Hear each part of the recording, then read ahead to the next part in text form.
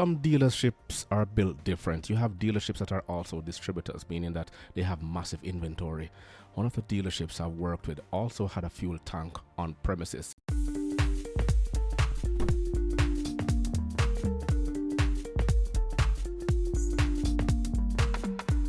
Hello everyone, welcome back to another episode of Parts Talk. I have another feature video here today and it's courtesy of the CBC News. The link will be left in the description box below. Before we begin, let me go down a little path of history. Now, on January 29, 1886, Carl Benz applied for a patent for his vehicle powered by a gas engine. The patent, number 37435, may be regarded as the birth certificate of the automobile. So in July 1886, the newspapers reported on the first public outing of the three-wheeled Benz patent motorcar model number 1. After that, Ford came out with their new car commemorating the Ford Motor Company's first ever car in 1903, which was the Model A. Later on, the Model AA sedan was released in 1936 by the Toyota Motor Company.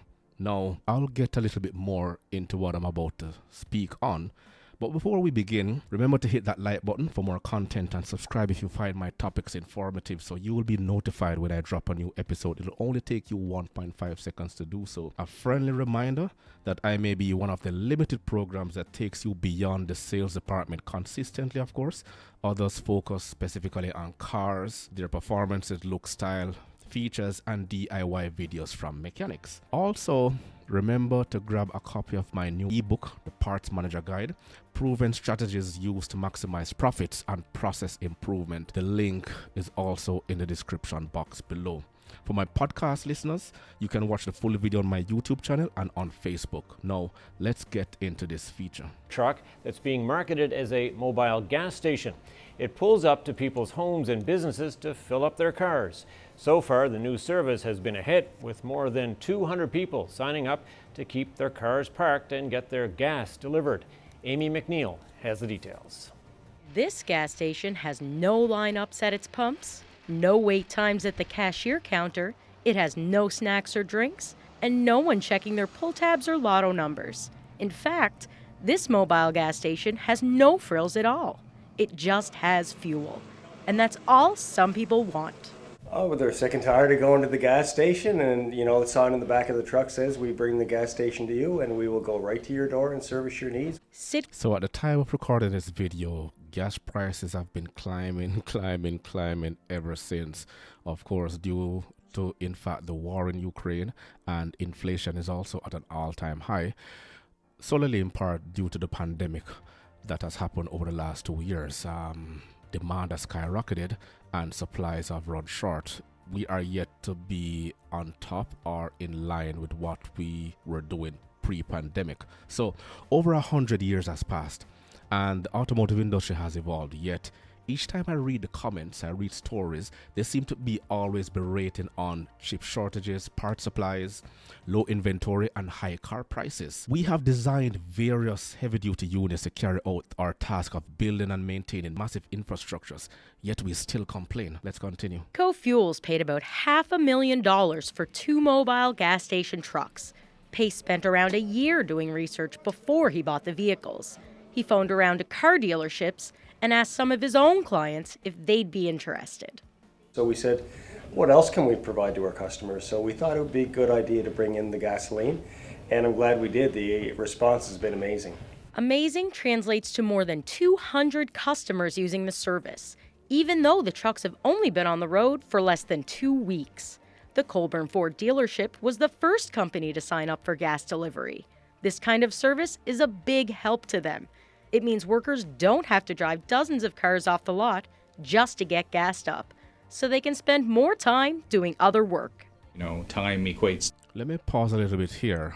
It's some dealerships are built different. You have dealerships that are also distributors, meaning that they have massive inventory. One of the dealerships I've worked with also had a fuel tank on premises, so they didn't have to go outside and have on contract another fuel station in order to supply the fuels to them. A lot of dealers, believe it or not, outside of the United States and Canada, where I reside here, have fuel pumps on premises to have this going. It's money, and it equates to better customer service. So that's why we're all here. We want to serve our customers in a way as efficiently as we can. And the great thing about the program is that it helps businesses save their time. That saves businesses money as well. But it's not just companies who like these gas trucks. People are using the service to get their cars fueled up at home rather than going out to the gas station. Pace says it's all about convenience. With us being here, instead of lining up at the gas station, we'll be able to service those people quicker right off the truck. So if they wanted to line up here, it'd be quicker than going to the local gas station for sure. Pace says that the new service just makes life a little easier for people. And that's what's attracting so many people to it. Amy McNeil, CBC News, Sydney. And, let me go a little bit more into it. So we have managed to constantly innovate and find strategic ways to make life easier, solely because of the invention of the motor car, which I spoke about earlier in the beginning of this video. Yet we complain. There is a vehicle or unit that was created for everything. Men built this world. Before we get too emotional into that, but yes, men built this world, and we built this world so comfortable that we find time to complain. Everything we need is on an app today. We can call, we can swipe, we can get things delivered to our feet, yet we complain. Now, here we have a gas being delivered right into your parking lot, to your home, to your place of work, and of course, on another mobile innovation. Since 1903. I mean, we constantly innovate. We are now in the world of electric cars, self-driving units, and massive automation. Who knows? Maybe we'll get a fresh new wave of complaints, because that's what we always do. We complain. Well, that's it for today. I'm just keeping it short. Remember to grab a copy of my ebook, The Parts Manager Guide, and smash that like button on your way out. Until next time.